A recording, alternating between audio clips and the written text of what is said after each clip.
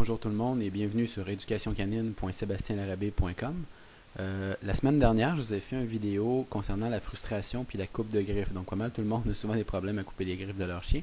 J'ai expliqué un petit peu la méthode au clicker, mais je me suis dit que ça pourrait être bien de vous faire une séance où je vous montre comment je travaille. Donc, j'ai Cookie avec moi, juste ici. Vous ne la voyez pas encore, elle est hors champ, mais je vais vous la mettre en champ bientôt. Puis, je vais vous montrer comment je travaille avec elle pour essayer de la désensibiliser puis de l'habituer à travailler. Donc, première chose ici, j'ai mon coupe-griffe, le même modèle que la semaine passée, celui que j'utilise tout le temps. Donc, à l'étape où je suis rendu maintenant, Cookie en a plus peur. Elle est capable de l'approcher puis de venir me voir même si je l'ai dans les mains. OK? Donc, c'est important de ne pas oublier que si votre chien en a peur, vous n'êtes pas rendu à travailler avec le coupe-griffe. Au besoin, référez-vous à mon autre vidéo, frustration et coupe de griffe, ou coupe de griffe et frustration, j'avoue que j'ai oublié le titre, pour vous assurer que votre chien n'a pas peur de l'outil. Deuxième chose que ça va vous prendre, des récompenses. Dans mon cas, c'est des petits morceaux de saucisse. OK, Cookie adore la saucisse, donc pour ça, elle ferait pas mal n'importe quoi. Et j'en ai un petit contenant. Bonjour Cookie.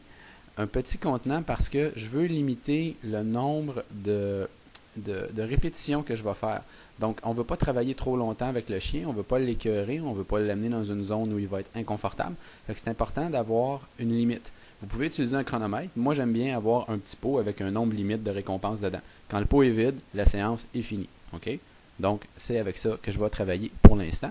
Laissez-moi juste mettre la caméra en champ pour voir Cookie, puis on va pouvoir commencer à travailler.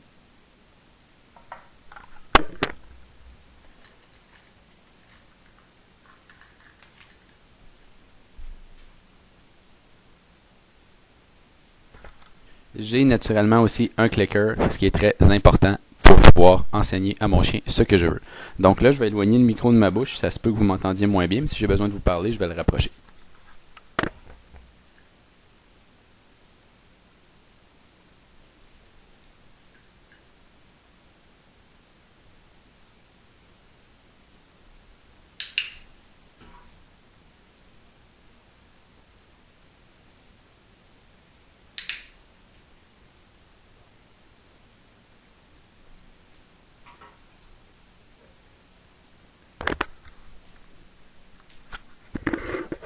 Notez que Cookie me donne sa patte avec quand même beaucoup de joie.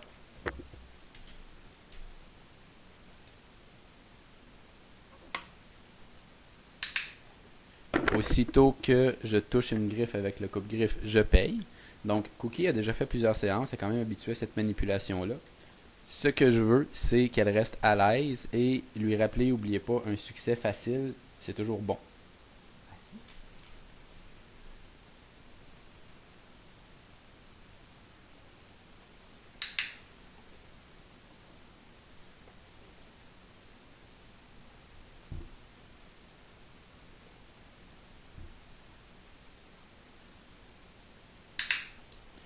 Regardez bien que si Cookie a le moindre mouvement de recul, si elle n'est pas à l'aise du tout, si elle ne veut pas me laisser sa patte, je la retiens jamais.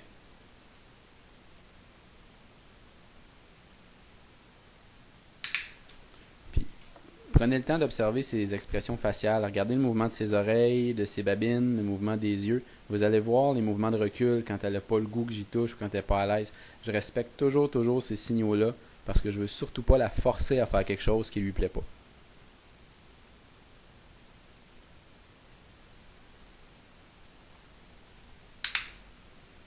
Et là, je suis rendu au stade où je fais juste prendre la griffe dans le coupe-griffe, comme je ferais avant de le tailler, mais je coupe pas, je mets pas de pression, je fais juste saisir la griffe avec l'outil.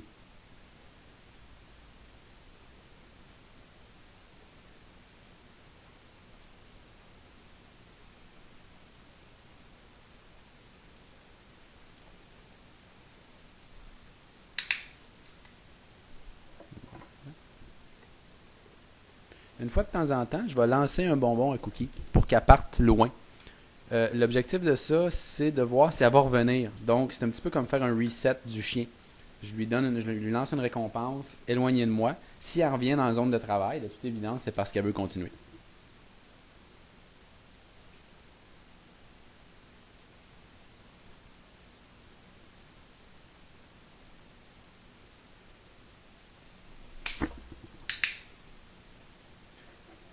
J'ai coupé une griffe. Cookie a pas du tout aimé ça. Elle a reculé, elle a essayé d'enlever sa patte, mais elle reste quand même dans la zone. Oui, je t'aime, coucou.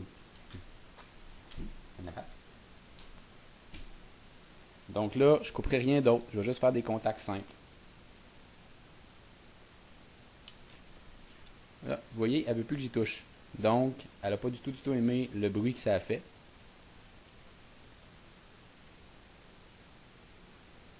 Et elle ne me donne plus sa patte. Donc, dans ce cas-là, moi, je ne mets plus de pression. J'ai fait ce que j'avais à faire. J'ai coupé une griffe. Fait que je vais lui faire des petits trucs cute pour 2 ou 3 minutes, juste pour voir.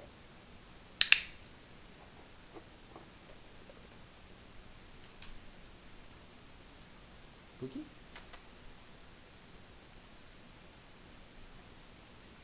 Elle pense que j'ai lancé un morceau de saucisse. C'est allé voir s'il y en a un là-bas.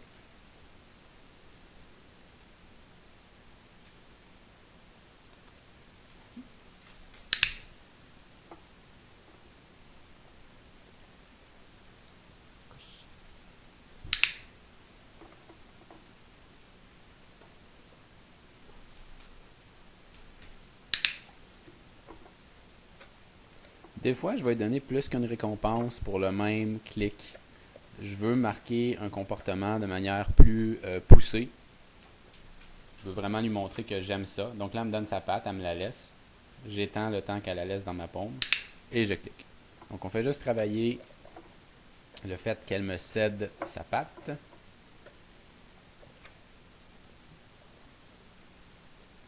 Et regardez sa réaction si j'attrape la patte. Regardez sa tête, le port de ses oreilles. Tout change. OK? Ça change son attitude parce que normalement, quand j'agrippe la patte, c'est pour mieux me positionner pour approcher le coupe-ongle.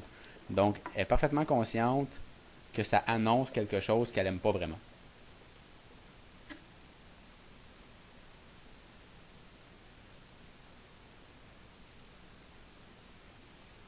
Juste manipuler un peu les doigts. Toujours pour créer une détente puis une acceptation. Là, vous remarquez que pour l'instant, je travaille juste les pattes d'en avant. Les pattes d'en arrière, c'est un petit peu plus difficile. Elle n'aime vraiment pas ça. J'ai encore beaucoup de boulot.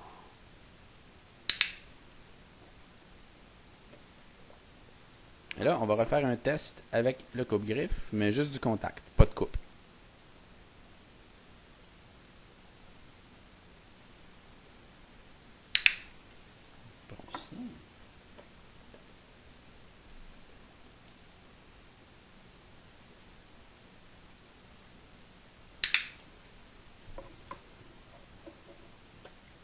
Donc, notez que le coupe-griffe est fermé. Cookie n'est pas folle. Elle sait que le coupe-griffe est fermé, que comme ça ne coupe pas. Donc, c'est beaucoup plus facile pour moi de la toucher. Si je le rouvre, vous allez remarquer que son niveau de tension va changer.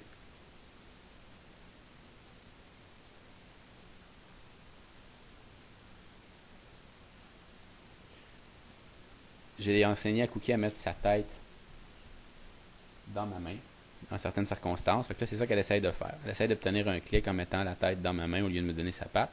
Et là, la seule différence entre maintenant et 30 secondes, c'est que le coupe-griffe est ouvert. Donc, il peut couper. Elle le sait, ça ne tente plus vraiment.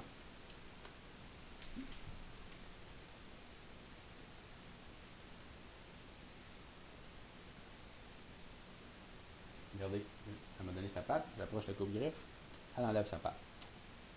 Donc, c'est de la communication claire. Cookie est en train de me dire, j'ai pas le goût, là, ça me tente pas. Elle se couche, elle fait n'importe quoi. Pour moi, ça veut dire que le chien est tanné, ça ne tente plus de travailler comme ça. Et c'est un signe que je suis allé un petit peu trop loin. J'ai voulu en faire trop pour vous montrer ce que Cookie pouvait faire, pour vous faire une belle démonstration. J'aurais dû arrêter à la coupe de griffe. Okay? J'ai coupé une griffe, j'aurais dû la récompenser, arrêter ça là. C'est important de noter quand votre chien est allé à sa limite ou au-delà. Parce que si vous poussez trop, vous allez avoir plus de misère à travailler les fois d'après. Avec Cookie, ce ne sera pas majeur. J'ai construit beaucoup de confiance avec elle. C'est rare que je la pousse au-delà de sa limite. Ça va passer assez vite. Mais sur un chien qui est méfiant ou qui a eu une mauvaise expérience, dépasser une limite, c'est mauvais. Vous reculez. Vous vous donnez de la misère. Assez, Cookie. Yes.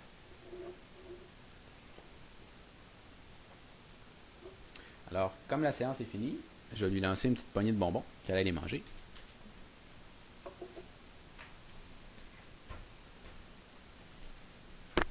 Et je vais revenir en champ. Donc, la chose à retenir dans la séance que j'ai fait aujourd'hui, c'est les choses à retenir en fait. Utiliser une quantité limitée de récompenses. Vous voyez, il me reste à peu près le quart de ce que j'avais dans mon pot. Donc, et j'arrête. Donc, j'en avais peut-être beaucoup. C'est un gros petit pot quand même. Il en rentre beaucoup dedans. Vous pouvez carrément compter les morceaux. Si vous n'êtes pas sûr, là, dites, OK, j'ai 15, je prends 15 récompenses, 15 morceaux de saucisse, 15 morceaux de biscuits. Quand j'en ai plus, j'arrête. Peu importe où je suis rendu, j'arrête. OK? Respectez votre chien. Du moment qu'il y a un malaise, vous arrêtez. Respectez le fait que le chien retire sa patte. Il a le droit de retirer sa patte. Il n'est jamais obligé de ne rien faire. Et si vous taillez une griffe aujourd'hui, arrêtez cela. Faites pas comme moi, poussez pas plus loin, à moins que votre chien soit rendu à se faire couper 2-3 griffes. Là. Mais normalement, dans les débuts, une, c'est assez. OK? Donc, j'espère que la vidéo va vous avoir plu, que la démonstration va vous être utile. Si vous avez des questions, vous ne vous gênez pas, des commentaires, vous publiez sur mon blog. Ça va me faire plaisir de répondre à vos commentaires, répondre à vos questions, voire faire une autre vidéo pour répondre à une question plus poussée. Donc, merci d'avoir écouté cette vidéo-là sur éducationcanine.sebastienlarabé.com et je vous souhaite à tous une super bonne journée. Bye bye.